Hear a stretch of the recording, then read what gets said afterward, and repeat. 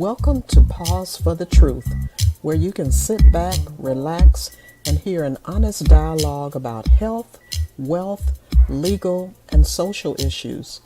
The hosts are Dr. Rogers Kane, family practice physician, and Jocelyn Turner, health education consultant, with co hosts from the Northeast Florida Medical Society and its foundation. Stay tuned for the truth about matters affecting you and your family. We're here to tell you what's really going on and why.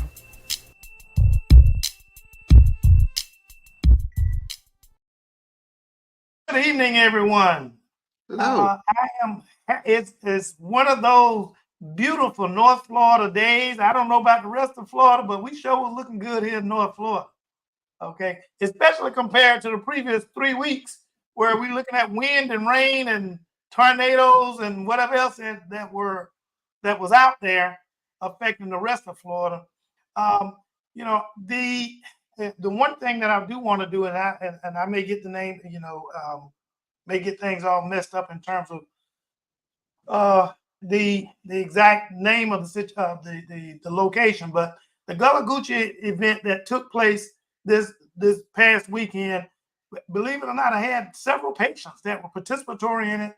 Luckily, all of them survived. However, they did not come out unscathed. And to those families, I really want to wish show them out, our condolences, and hope that that they can really come out as best as they can on top of the situation, given the fact that many of their loved ones were became unalive. Mm-hmm. And so just a prayer for them and a reach out to the families, hoping that they can survive this moment, knowing that they can survive it, just how well they come out on the other end. So our condolences to those families. And so, Ms. Washington, it's good to have you back again. Thank you. On our previous show, you're very informative, especially when it came down to the amendments. It took me a minute to come back. We did so many shows these days, and it's probably been, I don't know, 50 or so shows maybe since we last got together. Ms. Washington, tell us a little bit about yourself. Okay, well, first of all, I'm a native of Jacksonville. I was born and raised here. Went to the public schools, graduated from Stanton High School. Then I went to college in Pennsylvania at Lincoln University, the oldest historically Black college in the nation. Yeah. Yes. And then I went to receive my master's and PhD at Atlanta University, which is now Clark Atlanta University, and taught in Texas, and taught in Georgia, taught in Texas, then came home about maybe 30 years ago to teach at Florida State College, Florida Community College, which is now Florida State College, but always in political science and government. Always in political science. So very knowledgeable young lady as it relates to our politics. Yes. And which we seem to be having a lot of that these days. And we have another guest, Mr. Miner, but we're having a little technical difficulties, and he will be joining us soon, as well as Ms. Turner is running a little bit behind, had an emergency come up, but she will be joining us shortly. Ms. Washington, one of the questions, I just have to ask, why is this election so close? You have any? That is a good question that I find baffling as well. But I think the question probably started the day we first elected Donald Trump president. Okay. And once he became president of the United States back in January 20th of 2017, then all the rules of the game and government and politics were kind of thrown out the window, Right. And so his the fact that he ascended to the office of president really was so very unusual and strange and unacceptable, but he did it anyway. And so he has brought with him a brand new way of practicing American government. And gotcha. there are people who respond to that and like it. So I see Philip Miners here, and I guess he can hear us. Mr. Miner, can you hear us? Yes. And we Yes, can hear you. I can That's it. hear. The better part is we can hear you. Can So you we, hear me? yes, Yeah. sir. Okay. Yes, sir. Yeah, I was just engaging Ms. Washington and answer the question, which I guess I can pose to you now. Why is this election so close? Mr. Miner, that was addressed at you. Can you hear me still? I don't think he can hear me. No, yes, I can. Okay, yeah. I was asking you. I asked Ms. Washington earlier, and I'm asking you.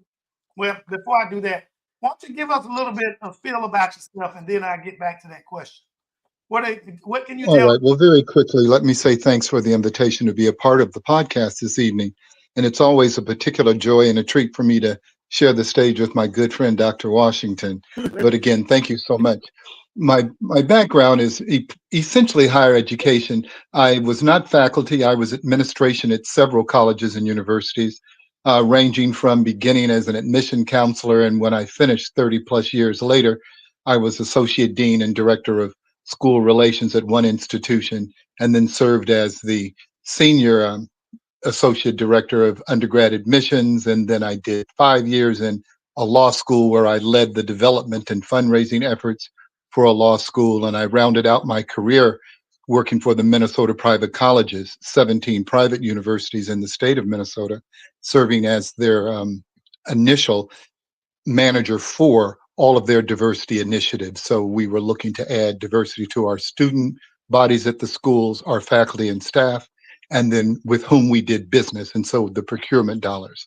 I did take a break from higher ed for about 3 years, and I worked in human resources for Honeywell out in the Northwest, where I led or managed my division's EEO and affirmative action programs, the community affairs programs, and my division's contributions. So other than that higher ed and the time in corporate America, I've always been engaged in the community, whether it was social, civic, the arts, and of course, the whole political arena. And I continued that when I retired and moved here full time in 2008. Well, we appreciate you coming here. Your knowledge of politics and your knowledge of ongoing concerns at various institutions, because apparently you've been at multiple institutions, for which I noticed you didn't give a name for some of them, but we don't mind whatever names you decide to give, especially when they're HBCUs. We love it. Well, none of them were HBCUs, though, but I began my work at Pacific Lutheran University, a small Lutheran institution in Tacoma, Washington, and was there for 13 years. And then when I moved to Minnesota, I was at the oldest institution of higher learning in the territory, Hamline University. It was founded before the state of Minnesota was even founded.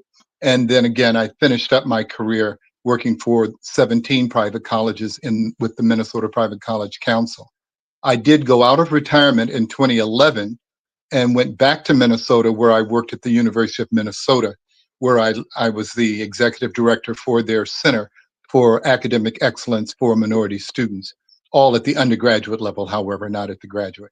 So it's been a blend of public and private institutions, none of which were historically Black colleges. But I worked with them, and particularly while at Hamline, a United Methodist Church affiliated school, I worked with the 10 HBCUs affiliated with the United Methodist Church. So I was the link to those campus presidents and my institution. Very good. I asked you the same question that I did ask Ms. Washington, getting back to the discussion. So why is this election so close? Well, I'm not persuaded that it is. Okay. I'm not persuaded that it's close at all. I've Okay. never been particularly impressed with polling. They do X number of people, then they try to extrapolate it. I'm not persuaded at all that extrapolation adequately reflects the will and the wishes of, at a minimum, African American people. I don't think it's reflective at all of LGBT people. So I start with not having that much of a comfort with the polling. What I rather like to do is I look at what I'm reading and hearing and seeing on the ground. And when I see the number of white Republicans, males and females, not only saying they're not interested in Donald Trump, but they are interested and are planning to vote for Kamala Harris. I believe that that's much more telling because they did not do that 4 years ago. Trump lost, true enough, but many of them simply sat it out. They didn't vote for Joe Biden. I believe it's going to be very, very different this year, whether it's the evangelicals for Harris, which is essentially a white conservative religious group. Those folks have spent more money than almost any other group in their advertising in the 7 battleground states against Trump and for Kamala Harris, all based on scripture. So that's my response to that question. Interesting. Very interesting. I mean, I have my own little private answer, but sometimes that it may not serve well to go ahead and give that out. As Tyrone is probably snickering up under his breath.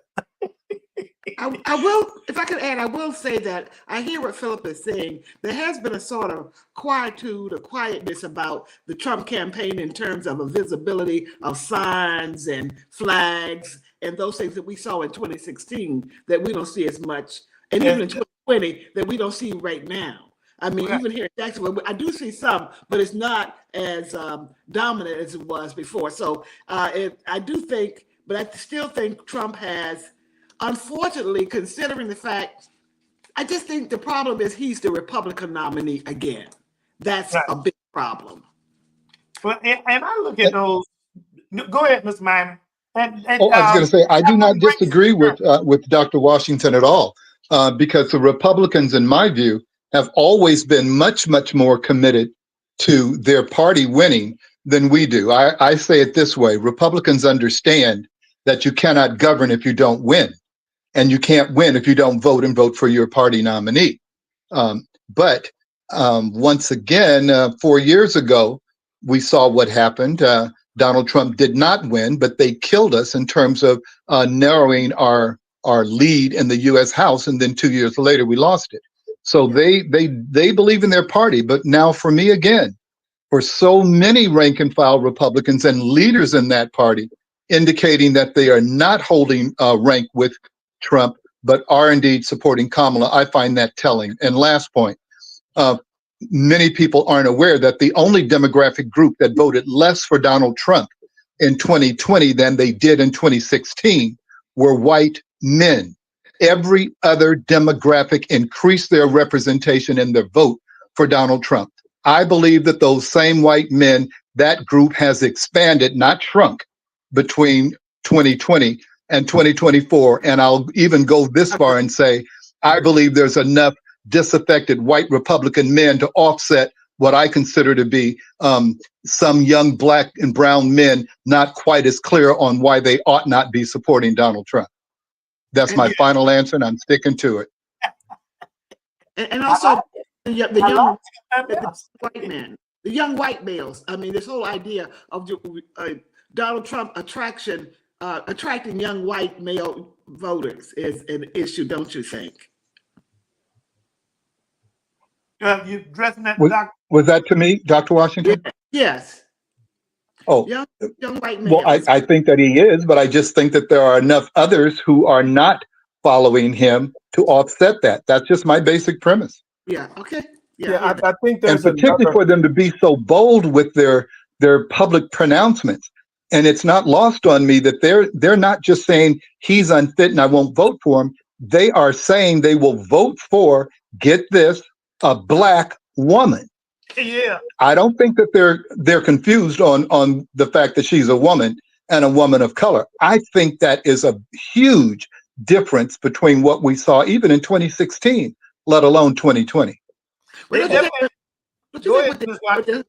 Association of Black Journalists, when Donald Trump tried to raise the issue that Kamala Harris was not really black, that she was, in other words, she was an Indian woman, and that he wanted that to sort of saturate into the minds of black voters. And to some degree, it has had some limited effect of the fact that Kamala Harris is of her father being Jamaican, her mother being Indian, and that she is not quite, at least the woman who cuts my hair said, oh, she's not like black like you and me. that kind of thing. And that's the thing I think we need to think a little bit about. I don't think it's prevalent. I don't think it's prominent, but it's there. And Donald Trump raised it, and he raised it for a reason. Oh, yeah. Oh, I agree with you once again. I would just simply hearken us back to the successful black/white president that we had between 2008 and 2016. His mother was not Asian. His mama was white. And he won twice. As a matter of fact, he carried this state both times. The last time, that was the last Democratic presidential nominee that carried the great state of Florida. So with a white mama, he won. I dare say that there's less collateral damage for Kamala Harris with an Asian mama and a Caribbean father. But Barack Obama was a man also. Well, no, that's true, but he was nonetheless black. Yes, but gender in this campaign, even when we speak about black males, and President Obama tried to raise that issue, though it got into some trouble. The idea that a black woman could ascend to the office of President of the United States in the minds of men, and that includes some black men, might be they got to think about and consider and not be completely comfortable with. And not only that, some women. There are women out there who are saying, a man, the president, and to be honest, the framers who wrote the Constitution wrote the document for men. Okay, the commander-in-chief, the chief executive, they accepted, they framed the office for in this way. But I do think the gender gap is real, and that I think is what we have to look at in large part in dealing with what might be some pitfalls for the vice president. And I wish people would continue to think, I wish her campaign would continue to press home that she's already the vice president of the United States. She didn't just come somewhere off the street. That's what Trump tries to do when he puts her down. Oh, she's lazy. Today he said, oh, she's lazy. She's ignorant. And he said the things he says about her are so demeaning and racist. They're very racist. And extremely racist. So anyway, gender, I want to just throw gender out there as an issue that we will need to look at and consider. Well, let me say this, I totally agree. I have no daylight between my sense of the reality of that and Dr. Washington, none whatsoever. I would simply say, however, in spite of that truth, the polls are closer than many people would think, given the history of people of color and or women in particular not being the gender of the day when it comes to elective office politics. I think that in itself speaks volumes to the degree of support that Vice President Harris has, because I cannot imagine why she would be even this close, given the fact that she's a woman and a woman of color, but she is. So I just joined you all. I have to say something, right? So I apologize to our guests and to our audience for being tardy, but I had a family emergency. But looks like I joined in on a lively discussion on, and if you're just tuning in as I am, our topic for this evening is your voice, your power, why this election matters more than ever. Go ahead, Dr. Kane. You were going to say something, or Tyrone? No, I was going to go back to something Mr. Miner said, and I don't think it's as close as they would like us to think. Okay. And I want to talk to the point with regards to you, Ms. Washington. There is a belief that Black men have a challenge with a Black woman. And that, quote unquote, is okay to say in public. The truth behind the scenes is most Black men who have aspired and become whatever have a Black woman to attribute to that. Yes. So I believe the statistics and the surveys and everything are pointing to a stereotype, not an actual function. I've had the benefit of sitting in and talking at a couple of the barbershop things. I have a good connection with the young men and African-American men, and I am equally as surprised to find out that asking the question, do they have a problem with Kamala Harris being a woman, the answer is almost the same. My mother is a woman. My grandmother is a woman. Thank you. And she raised me. Why would I have a problem with that? I have to say this. I got to say it because of who I am. I am the son of a Black woman, obviously. But I have 4 sisters. Okay, obviously they're Black. But I got 5 daughters, 1 son. How could I possibly disrespect the role that Black women play in this society and have played in this society? For any of those men that are standing on the fence, how could when this economy, this nation was pretty much raised on the back of Black women? They led it to the extent maybe they wasn't. I mean, they wasn't the George Washington and the Abraham Lincolns that I don't want to say fallacy, but that the Caucasianoid experience like to talk about, but they were the ones who raised their children, our children, Black men, Black families. Okay, they raised them. They took care of some of the greatest minds that this nation have known, Black men and Black women. But Black women raised those individuals. They are the ones who brought them to the level of success in most cases that they achieved. You cannot bypass Black women in the role that they played in the success of this country. Now, again, I'm a father of five girls, and so I guess I might be a little biased. You're blessed. You're blessed. So I want to talk about, because still, no matter what, a lot of people are apprehensive about voting.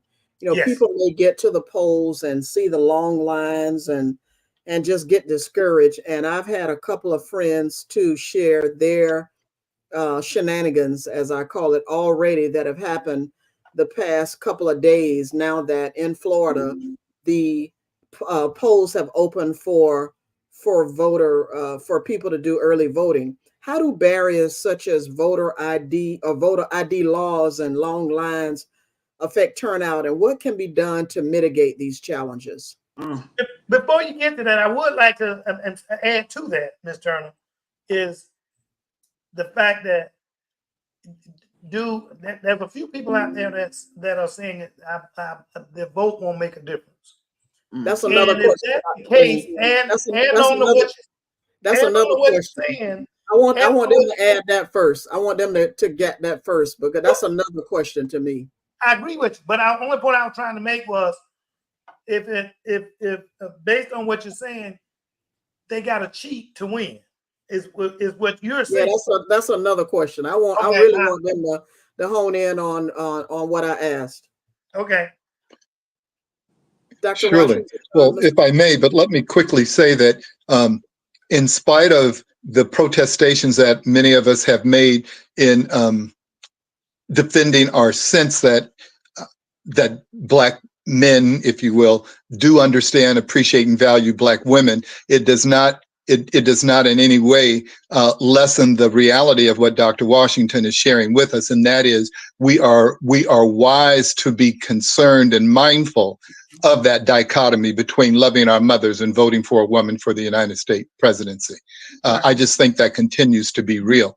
To the question that Ms. Turner posed, what can we do? Well, the reactions to long lines and those kinds of things. I dare say that if one is somewhat knowledgeable about the reality of the Black political voting journey, we were born in long lines and poll taxes and poll test and all. I dare say that Black people have the mettle sufficient to endure these modern day suppression moves. I really do. We have less tolerance, I might add, however, for some of these things. But I do believe that enough of us are prepared to deal with a long line and or any other kind of things, challenges with our ID at the first station for signing in at voting polls. But ways to mitigate it, I dare say, at least here in Duval County, I would encourage individuals who have not voted by mail to simply go to early vote. We have 20 plus sites, and at most any point, the lines are not particularly long at any of them. And so be aware of the multiple opportunities and sites for people to vote. I look at my own district here in District 1. We have 2 early voting sites, University Park Library and Regency Library. And then just outside of Greater Arlington, we have a new site, the Police Athletic League over on Monument. And so we have multiple places around our county for individuals to vote between now and Sunday, November 3rd, to lessen the possibility of long lines. And certainly by voting early, it eliminates the possibility of a person having to vote with a provisional ballot if, for example, they may have moved since the last time they voted, and their driver's license has their new address, and they go to their old voting site and they get told, no, you can't vote here because your ID says you're to be over in precinct X. Those kinds of things you cannot easily remedy on election day. But on early vote, they'd be able to receive the updated address information right there on the spot and issue that person a general ballot, not a provisional one. So for me, voting early can mitigate a lot of those things. It even gives you multiple days where if you say this line is too long today, okay, come back tomorrow. Yeah. Not to mention the environmental possibilities that can occur on the day of voting. You know, thunderstorms, you know, whatever it may exactly. be. You can avoid those environmental delays or negations because it may, right. Know, it's really storming bad. You know, it's like, I'm not going out there. It's too much of a storm or whatever it might be. Right. The inclement weather, abnormal weather may be an issue. So that's a great point. We just need to get out there, vote early, and then you don't have to worry about any of those possibilities that you mentioned, Mr. Minor. Is it Mr. or Doctor? Yes. I'm sorry. Is it Dr. Minor? No, it's Mr. Minor. It is Dr. Washington, but it is Mr. Minor. I just have to make sure I got it. Dr. Washington, do you have some thoughts on that? Or yeah, I want to say that voter ID is just like, it's a long history, a long march from the white primary and the poll tax and the literacy test and the grandfather clause and all of these barriers. So I see it as another barrier. In some states, and it has to do with the fact that the election laws vary from state to state, and that's a problem. So I think you may have seen that in Georgia, this election board decided they wanted to hand count all these ballots. And today the Georgia Supreme Court said, forget about that. They ruled against that. So I do see this. And some states have same day voter registration. We close the books in Florida. Yeah. You have to register 30 days before the election if you want to be eligible to vote in that election. That's another barrier. And, yes. and I can remember just at one time going to vote, just showing my voter registration card. But Florida came up with a voter ID. You got to show your driver's license and all that. But I want to say one more thing on real quick, because I want to get back to this issue of black men that Tyrone mentioned, because I think he has a really good point. Paul Butler, who's a lawyer from Georgetown, he's on MSNBC all the time, wrote an article about what President Obama may have stated, because Obama kind of had a kerfuffle there after he made his statements about black men not voting, perhaps for Vice President Harris because she was female. And he made the point that black men have voted more for the Democratic candidates, including for Hillary Clinton in 2016, than white women. Okay? And that black men should not be scapegoated as the problem here because white women have not been voting in large number for the Democratic candidate. And what we may need to worry about in this election will a majority of white women vote for Vice President Harris in this election. So what do you mean may need to worry about them voting for it or may need to worry about them not voting? No, I'm sorry, maybe worried that a majority of white women who vote in this election will 50.1% of them or more vote for Vice President Kamala Harris. That's what, Okay. and that was not the case with Hillary Clinton. That was not the case with Joe Biden. It was not. I think the last time that happened may have been, I want to say Clinton, but I got to go back and look. But he laid out the numbers and the statistics in his article, I think last Sunday in the Washington Post, I believe. Let's also take into account. Let's also take into account that through this year time of year, strategy and psychology is at play. Now, how do you get a black man to do something? Tell him he ain't gonna do it. He can't do it. Or he can't do it. I mean, so politics is a game of psychological warfare. And coming from President Obama, saying that black men aren't going to vote, then black men are like, oh, you got us wrong. And boom, that's the desired result that was wanted. Yeah, and he was roundly criticized. I think he was right. I mean, there were critics. Oh, they beat up on him. Yeah, he should be careful about. He needed to be very careful about that because there's more to that than what he had said about that. Don't chastise black men. Is what I guess Tyrone is saying. And don't chastising us.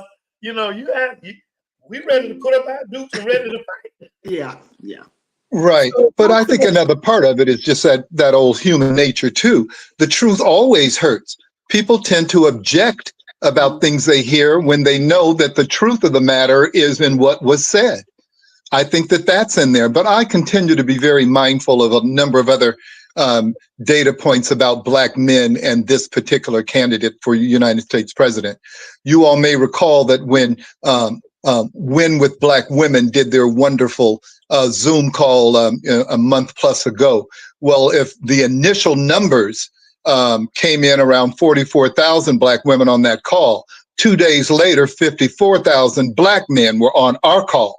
And so once again, I will simply remind folk that although black men came in $200,000 less, with 10,000 more men donating than the sisters did, we still had 10,000 more black men on our call than black women. I'm not suggesting that black women care less about Kamala. I'm not making that point. I am making the point, however, that black men were very, very nicely represented on that call. And then it is not lost on me that I have seen as much, if not more, activity on the part of the black male fraternities and the things they are doing in support of Kamala than the absolutely energized black sororities. Again, black sorority women are killing it, but black male fraternity brothers are working it too. And that's another point of mitigation, I believe, to some of the soft peddling that some of our black brothers, sons and nephews and uncles may be doing. I believe that our Greek letter brothers are doing exactly what's needed, along with the barbers. And I think it was Tyrone or yourself, Dr. Craig, who mentioned the kinds of things going on in our barbershops. I believe we have an awful lot of black male cheerleaders out there, and they'll be able to touch many of the men that we are a little concerned about on this call. Last point, and I'm not proud of this, but I think it's fitting. I almost got into a fist fight with a brother in the Burger King over on Merrill just last Saturday because he had the nerve to step to me talking about what the limitations of Kamala Harris was. And when I got through sharing the numbers with him in terms of the good stuff that has been done, he had the nerve, Dr. Washington, to walk away from me. And I had the nerve to grab him and turn him around and pin him up against one of those bistro tables in there and told him, you don't get to walk away from me after getting up in my face about my vice presidential candidate. The doggone Caucasian people in Burger King, they are still trying to swallow their food. And I'm not proud of that. And so I don't recommend that behavior. But sometimes you just have to go there with folks, because my good brother, as I tried to help him understand, was simply wrong on the facts. By the way, that's how I met. By the way, that's how I met Mr. Minor. I saw him at an event a couple of days ago, and he was so passionate about a response when we were engaging in some conversation. And we were talking about taxes, Mr. Minor, when you were talking about that. But one thing I want to hit on before it's after 7 o'clock, so I got to move the discussion, because next week we're going to have the discussion about Black men. So enough about Black men. I love y'all, but there's more to talk about. I want to talk about potential outcomes and consequences. How could the outcome of this election change the country's trajectory on key issues like healthcare, climate change, or immigration? Oh my! All of the whole ballpark. It's the whole ball of wax. This election, if Donald Trump is able, some kind of way, which I think is going to be extremely difficult for him to be elected president again, then we are in. First of all, internationally, we're in trouble. We look completely ridiculous. Right. This man is a convicted felon. You know, the whole land. He's been impeached twice. The whole thing, all the indictments. And it is such an embarrassment that we have no pride in our country that we would think this person would be eligible and credible for president of the United States. First of all, the office of the presidency has already been brought down by Trump as president. Yeah. It's been lowered. So once Vice President Kamala Harris gets in there, she's got to build it back up. I think President Biden did his best. He was an older guy, and he did a lot of things, but it was more difficult for him to raise the office of the presidency back up. It is down now. And if Trump gets in there again, it will be down. That will be, forget about it. It's really the lowest of the low. So it is not even an office. It's an office that needs to be cleaned up some kind of way. In a certain way. And I taught this years ago. For years where I always taught about something. I won't talk about it now, but I'll just mention it. I call it the era of one-term presidents. And since 1960, something has been happening to the presidents of the United States, either assassinations, or they've only been elected one term, or they've been impeached, or something has happened. And it's a pattern that has occurred. And now with Donald Trump, it would just collapse.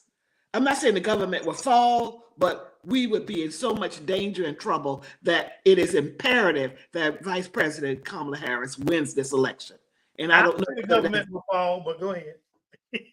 It could very well, especially if we Trump has a way, no matter what you can say about it, of getting I don't know what it is he has that these people cannot say no to. I know it's a cult, but it's some kind of magic dust he sprays on these supporters, and they can't. I don't think that they love him, and it's a very strange relationship. I've never seen anything other than Jim Jones. In the people, it's sort of like that. Because over 1,000 people drank the Kool-Aid. They took their children.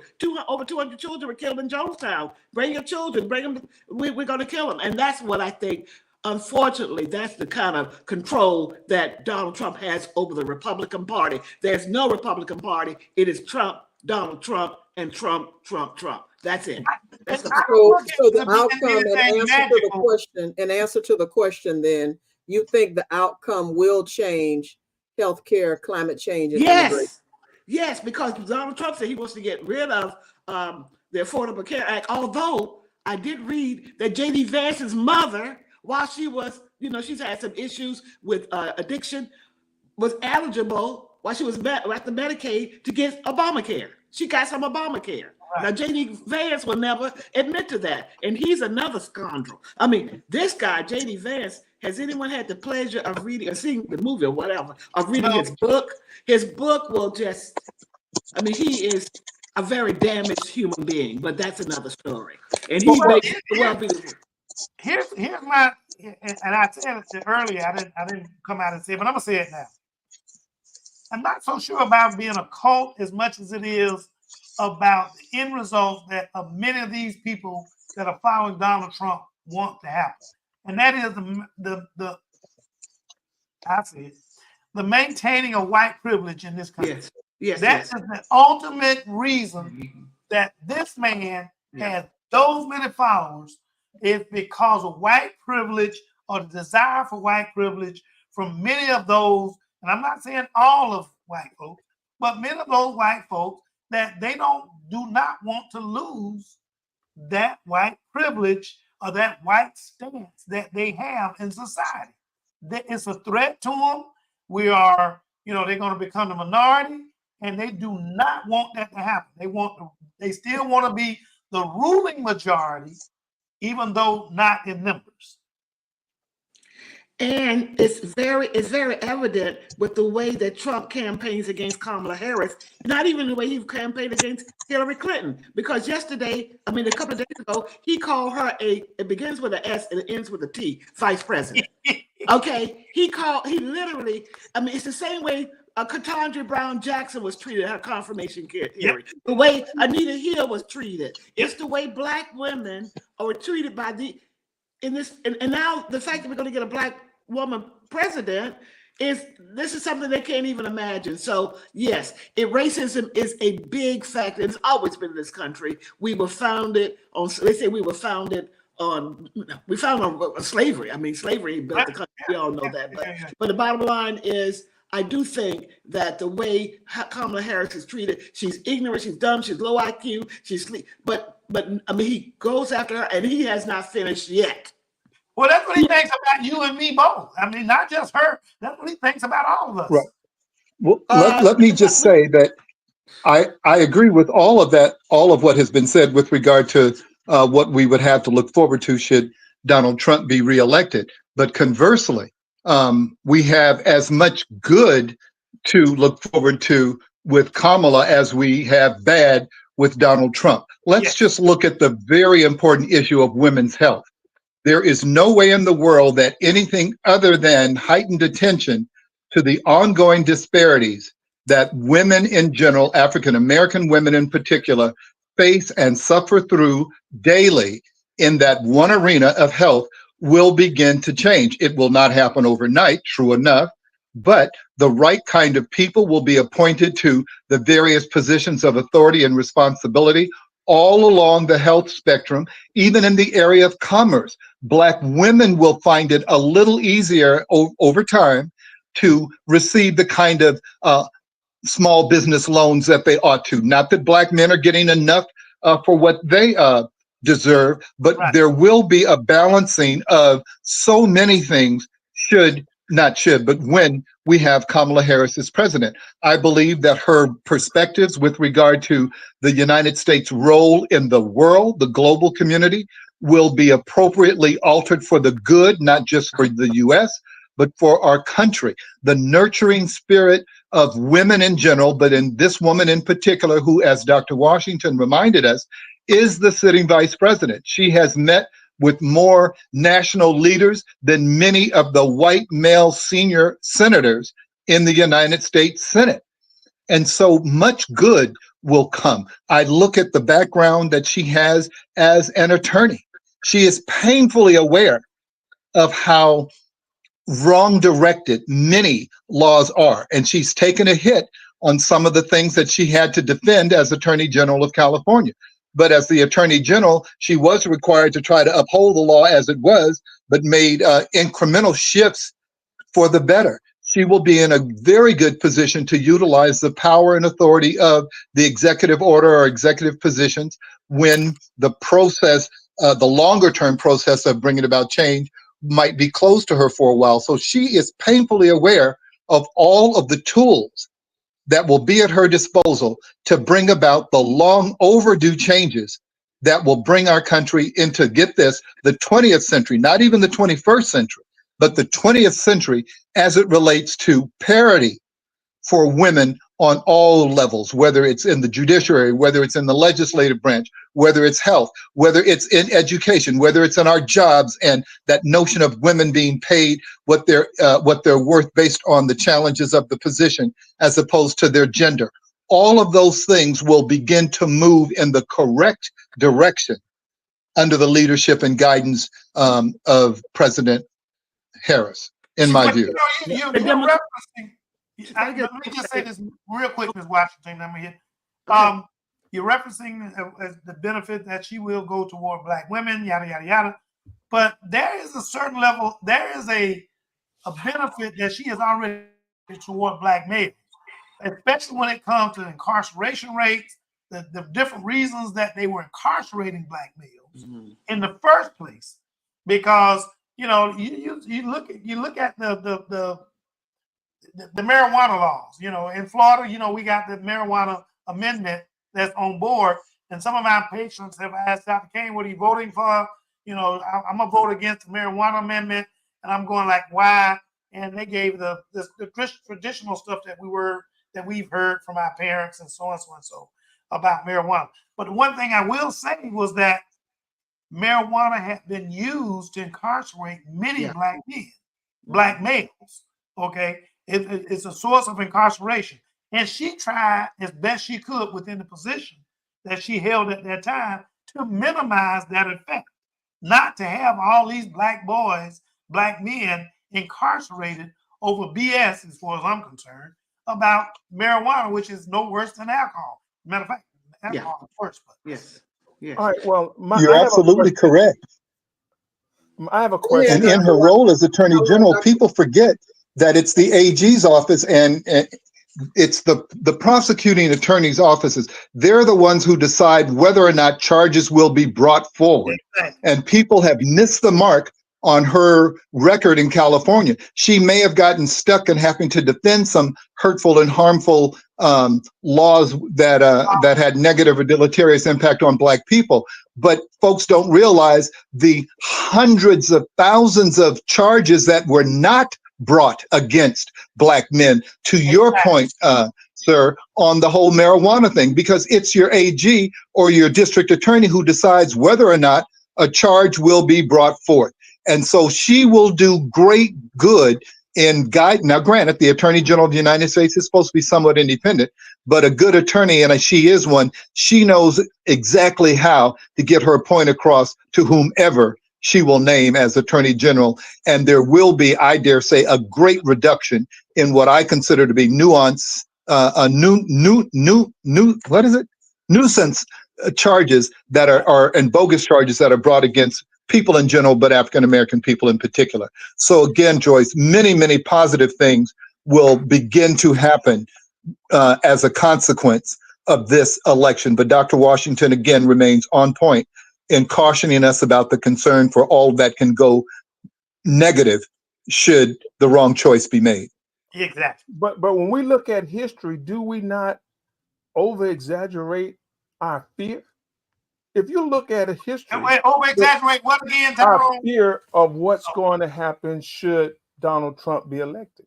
No. When you look at the history and the wheels of justice and law, everything moves excessively slow. Nope. It doesn't matter. I'm just saying now. So historically, I'm a numbers guy. I preach and believe in Kamala Harris and everybody I talk to, I try to tell them that. But the fact of looking at the historics of voting and the presidency of America, the ability to make change is excessively slow. Except Tyrone, here's the fly in that soup. You're not looking at it from a fascist point of view. And Donald Trump is trying to be a fascist, a dictator. Yes. And if you look within the context of our government as supposedly as it was designed, that was about democracy, yada, yada, yada. This is fascism. So all those numbers that you're referring to don't make a difference when it's a fascist and the fascist approach to governing, and you got the backing, even though it may be a minority of people, you got the backing of enough people that they want to maintain and keep you depressed and whatever else is related to as far as racial inequities, yada, yada, yada. So you're saying then that Donald Trump is the first man to run for presidency with fascist ideology? The first man that might succeed. See, there you go. That's an assumption of fear. And that's my point exactly. That's an assumption of fear. Because there's no historical information to support that. Because It's all of what we never had feel and anybody. what we believe. Now, name me somebody that was a fascist that tried to run. I asked the question. I don't know. Woodrow Wilson. There you go, Woodrow Wilson. And what happened with Woodrow Wilson? Well, he had a stroke, and but he also wanted, he was opposed to black rights and civil rights and women's rights and the whole thing. Right. He was a racist, but it's been many of that. What I want to say to what Tyrone is mentioning in terms of the president and the power is that, and to Philip too, if we do get President Kamala Harris, which we all wanted it to happen, she's going to have to deal with the Senate and the House, and they could very well be controlled by the Republicans. And not only that, she's got to find a job for Liz Cheney and some of the other Republicans who have had her back. Okay, she says she's already said she's going to put a Republican in her cabinet. I want to know. I want a big tent. I don't know whether I want it to be that big. Okay. Right. And I do think when I saw her yesterday or the day before at a forum with Liz Cheney, I thought, well, I think this is helping her, and I guess she thinks it is. But Liz Cheney is pretty darn conservative. She's about as bad. We know, and she readily admits it. She readily admits it. But what choice do we have at this time when you're trying to gather enough? And I'm just asking the question, being the devil's advocate. I think the endorsement from Liz Cheney, her father, and these Republicans are good, but there are gradations of Republicans. I do not put Liz Cheney on the same page as I do Adam Kinzinger, who is, he's a different type of Republican. So I just think Liz Cheney. I'm just hoping she's going to get something if Kamala Harris is elected, and I'm hoping that they thought this through and that she will not get a cabinet position, but maybe some ambassadorship or something to, I don't know, Lithuania. I don't know. If I'm I cross that bridge when I get there. But can we move the discussion before we end? Because we're nearing the end. I want to talk briefly about the constitutional amendments. I know it's not everybody's favorite subjects, and also the judges and the other. When we talk about the presidency, that's what's going to get a lot of people to the polls. However, there are other things on the ballot, and I don't want people to be shocked when they go and say, "Oh, I didn't know all of this was on there." Now, everybody knows about marijuana. I have friends who are telling young people, "You like to smoke marijuana, so you better go and vote yes on that," right? But everybody's going to have their reasons. But what I just want to talk about is how, can you explain the significance of the constitutional amendments and how could these shape our communities depending upon the outcome one way or the other? We know about Roe v. Wade being overturned and all of that. Can either of you speak to that? Well, there are 6 amendments on the ballot, okay? Right. And of the 6, 4 of them were introduced and proposed by the state legislature, which is super majority Republican. And they are reactionary amendments overall. The first one dealing with partisan election of the school board, I personally am opposed to that. I think the NAACP has come out against that. It's going to call for revamping of the local election, and there are issues with that, but that's another conversation. So that partisan election, first of all, it's going to take independents and non-party affiliates out of electing or nominating a candidate for the school board. Okay. And they're doing it for a reason. Now, the second one dealing with the right to hunt and fish, I've talked about that. That means Annie, get your gun, or Andrew, get your gun and shoot a bird out in the middle of the street. I mean, it is not, hunting and fishing is already in the state statutes, right? So that was put there for a reason. And I think we talked about this. It means that somebody might be able to come into your yard and chasing, I don't know, a deer or whatever. They can shoot it anywhere they want to. And it's going to be more guns and more shooting. Right. So I'm not, of course. I might shoot them if they come out yard, but go ahead. Well, that's what I've been reading. 3 and 4, I would say what I've heard from many people about Proposition 3, which is the recreational marijuana, is that there's one company they think that's going to dominate, and that means that black voters should not vote for it. And I went to a forum to talk about it, and these people were like, we don't want it.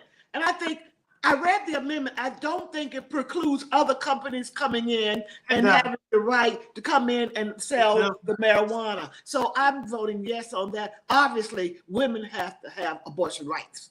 And what I think is so scary about is that poor women are the ones like who are suffering the most with these bans, and African American women especially. And I don't see other movement. This is where I think the sororities, and you talk about the fraternities, especially sororities, who are supposed to be helping out, and Kamala Harris is very much involved in her sorority. This is where the sororities can do some work and go out in the community and do some work in terms of educating young women to the, it's not an advantage for abortion, but for the right. Because I don't see an advantage there. And then, of course, the other ones, I don't know whether Philip has anything to say, but the other ones are just the one dealing with the supposedly you're going to get a break on your homestead exemption. That's primarily for rich people. I think it's going to help them. And then the other one is going to say it's pretty much, we don't want to in any way have any public financing of state officers, statewide officers. So rich people will be the ones who can finance, rich people like Rick Scott, who was able to finance his gubernatorial campaign.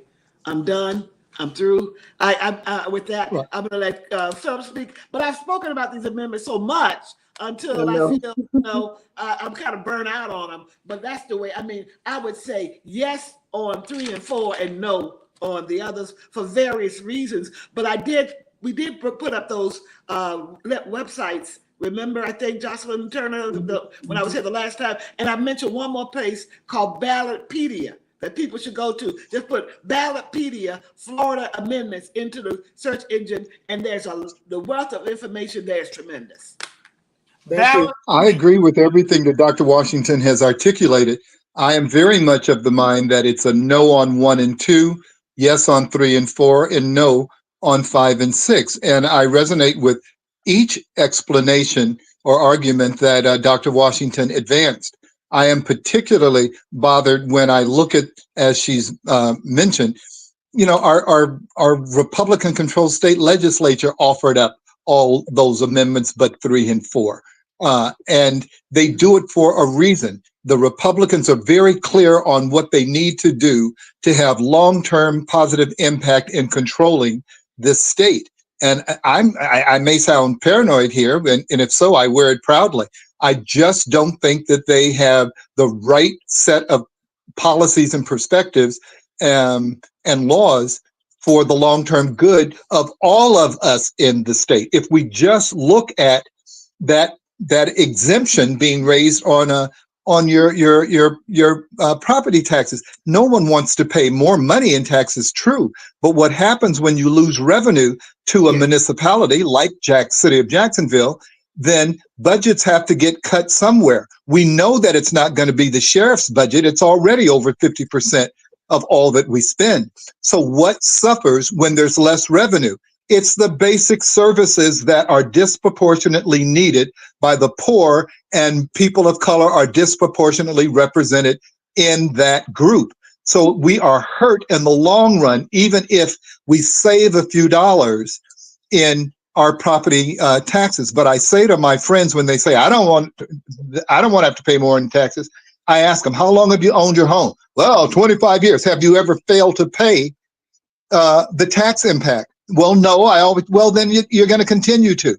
But you might not be able to get your garbage picked up every doggone week if the doggone funds are starved so that a Republican-controlled city council will continue to give the sheriff department money and starve basic services. And that leads me to one last point with regard to those amendments, that the number 2, we already have a state statute that guarantees fishing and hunting. What I'm concerned about is that provision for traditional means of hunting being okay if this passes. Well, then the statutes that we have on the books that say there are certain measures or tactics for hunting that are not allowed, those would now become unconstitutional. And so we have to be careful. I dare say anything that the Republican-controlled state legislature advances, generally you should start with, I ain't going with that until I read a little more closely, because usually it ain't about help. For sure, it's about for sure the question to ask is why? Why do they propose this? Why is that necessary? At a minimum, you should be asking yourself why, so you can examine exactly what it means. They're Second Amendment freaks. They want the Second Amendment. I mean, Elon Musk is giving $1 million for people who would sign up to support the First Amendment attached to the Second Amendment. It's a Second Amendment thing that it's all about guns and more guns and shooting and putting bare heads on their walls and putting, getting all dolphin caught up in gill nests. And it's really a very cruel way of dealing with government, because they really don't believe in good government. The Republicans do not believe in good government. They don't want it. They don't support it. They want a certain type of control, and that is not for the best interest of good government. That's not good exactly. Exactly. And it's all predicated on the fact that the colorization of this country is in full swing. In my view, and I don't have anything against white people, I just have a whole lot pro-Black people. But again, the best thing for them to do, if they are so afraid that people of color will do to them what they did to people of color, then they must do these kinds of things to cement their control as they shrink in terms of their numerical representation in the population. And the gerrymandering that continues to happen to guarantee that we are compacted into a handful of districts. Let me say this to that point. We better be thinking here in Duval now about our next municipal elections, because Democrats must take control of city council then in order for us to have control of the redistricting in 2031. And we still don't understand that you need 10 seats on city council for control. And here we sit with 5. All politics are local. We're 5 short of control. All politics are local. So we've gone past the hour, and we always like to give our guests an opportunity to share their final thoughts. And in your final thoughts, if you could just answer a couple of questions in your final thoughts. And one is, how do you remain hopeful or inspired in today's polarized political climate? And can you give one piece of advice to anyone who is unsure about voting, and what would that be? Dr. Washington? I think when I ride around, I grew up here in Jacksonville on North Side on Myrtle Avenue, and that's when we grew up there. It was very much nicer than it is now, and we still have my niece has a few houses over there still. So when I drive around there, I feel depressed, but also feel hopeful, because there was work to be done. That's one thing. And the advice I would give to people is to be a citizen and understand that government is not, if you want a democracy, then you can't just sit back. You can sit back if you want dictatorship and a fascist system. It'll work out for you. But democracy means government by the people, and people have to take some responsibility. I shirk back from people who say, what is government going to do for me? No, you got to participate too. So we have a participatory democracy. We expect people to participate. Thank you, Dr. Washington. And Mr. Minor? I share that word of hope. I am hopeful because of the many young people that I see. We didn't speak about them as much as we did some of the young Black men who are doubters, but the young people that I interact with on most days give me great hope, because they are thinking through things. They don't start with a particular mindset, which sometimes is a problem, but they are hopeful for the future. They are so unconcerned about who you love. They're so unconcerned about a woman exercising her right to choose, which is different than her being pro-abortion. They really get it. And I'm thankful that if you look at it this way, those doggone 18, 20-year-olds, we're going to get another 50, 60 years out of them.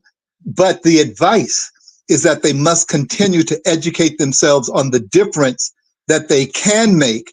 And we must drive home the point that that difference is inextricably linked to their political engagement, specifically the vote. They worry about their vote mattering. I say to them, it will never matter if it's not counted, and it cannot be counted if it is not voted. If you don't vote. Wow. See why I invited he was so passionate. I mean, I literally met him 48 hours ago. So thank you both so much. Tyrone, what are your final thoughts regarding tonight's topic? Well, first of all, I want to thank both of our guests for coming on. It was a great conversation, and it's always great to engage. Dr. Kane and Ms. Johnson will also remind you that there's never enough time. So both of you look forward to being invited back on for greater conversation. Now, in line with how do we stay positive, I think, Mr. Minor, you hit it on. I have an opportunity and a pleasure to be able to converse with the young folks. And I've been also lucky to talk to them of all ethnic persuasions.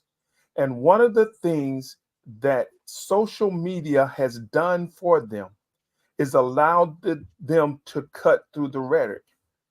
They can like a person for their social media antics, i.e., Donald Trump, but don't trust them enough to vote for them. For the same social media antics. For the same social antics. So that to me gives me hope. All right. And then what information would I give? I would say that the facts are clear. We either vote now or prepare to fight later. Yep. History has shown us that when things get to the point where they can't be debated and they can't be handled in a decent manner, the only solution is war. And so those are the choices that we face when we look at this. Either vote now or prepare for battle later. Yep. Thank you, Tyrone. Dr. Kane, what are your final thoughts? Okay, just piggybacking real quick. Vote now or prepare for war later. Some of the kids I've talked to, some of the younger folks I've talked to, is they're ready for war, but you don't need to have war if it's not necessary. When it's necessary, go to battle. But when it's not necessary, do everything you can to avoid it, as long as it's the right thing to do. And voting is the right thing to do. Get out there, vote, and you may be able to avoid that type of war that Tyrone spoke to. As it relates to, the marijuana amendment and single ownership by one company, Purdue Fredericks, for those that don't know, Purdue Fredericks are those opioids monster organizations, the one that put all those opioids out there on the street, especially oxycodone as we know it. And nobody stepped up and talked about how much they had the what's the word I'm looking for? The overwhelming complete ownership of the pain market. And you're talking about monopoly. Monopoly. That's what I'm looking for. Nobody talking about the monopoly that they had as far as it related to in terms of the pharmaceutical industry, in terms of the pain medication market, and that what role that it played. With marijuana, that's not true, as we mentioned earlier in this evening. But I think just more importantly, I am very concerned of how marijuana is being used as a weapon, being weaponized against especially Black folks, Yes. and especially young Black males. Yes. So vote Yeah. thumbs up for the marijuana amendment. The other thing, as far as most of the things that we're hearing is, that some of these people in the Republican Party, those billionaires are pushing their agenda, and they want more money, more money, more money, as they used to say back in the old living color days. That's just ridiculous. I mean, I can't see how one person can spend that kind of money, except they want true world domination in terms of as an individual. I'm willing to sit back, to be quite frank with you. I'm an OG from the standpoint that I'm old enough that I really can appreciate life as what I've lived. I'm good from where I stand, but it's all about the survival of my kids, my grandkids. I've lived on this world 70 years almost, and they have the right, they deserve the right to live as long as I did. My kids do. So whatever I got to do to lay down for them to be able to get to that point, that's what I need to lay down. If it's my life, that's what it's got to be. If it's my wealth, that's what it's got to be. Because it is not fair for them not to have the same opportunities that I've had, simply because I'm being selfish and not want to go out and fight for them as well as myself. It ain't just about them. It is for myself, but myself is them because they're part of me. And the last thing would be, I appreciate you guys being on this program. I think you brought a certain a whole lot of illumination to some of the issues and concerns that some of these younger folks have expressed, and some of the older folks have expressed. And we didn't even get into some of the other subject matters like climate change and how it can affect them. But that is for a future subject. And people need to get out and vote to protect their own interest, not selfish interest, but the interest, like in myself, of their families and their friends and their loved ones. So thank you guys for coming on the show, and I much appreciate it. Thank you. So my final thoughts, as we close out this episode, we want to remind you that elections aren't just about the candidates at the top of the ticket. They're about the issues that shape our everyday lives. Whether it's healthcare, jobs, education, or the future of our communities, every vote has the potential to make a difference. Even if you felt disconnected or discouraged by politics in the past, this election is a chance to take a step forward and make your voice heard. Remember, change doesn't happen overnight, but it starts with participation. By voting and encouraging those around you to do the same, you're contributing to a future where all voices matter. Don't underestimate the power you hold. Your vote can drive the change you want to see. Stay informed, stay engaged, and most importantly, show up. Your vote is your voice, and it's time to make it count. Thank you, Dr. Washington, Mr. Miner, Dr. Kane, and don't forget to subscribe to our YouTube channel. And Dr. Washington and Mr. Miner, if you could just stick around for a couple of minutes after we end the show. Good evening, everyone. See you next Tuesday. And there we have it, another episode of the Pause for the Truth podcast in the proverbial books. Our heartfelt thanks go out to every one of you who took the time to tune in. Mark your calendars. We're here every Tuesday at 6:30 Eastern Standard Time. Feel free to join our community on Facebook, Twitter, and LinkedIn. But the golden ticket? Subscribing to our YouTube channel. That's your passport to all our latest episodes and exclusive content. A special mention to the wizard behind the curtain, Tyrone Jackson from Call Tyrone IT Services. His technical prowess and unwavering dedication are the backbone of this podcast. Next week, we'll be back with more. Until then, tell your friends, tell your family about our show. Your support is invaluable. And remember, keep that curiosity alive. Keep seeking the truth.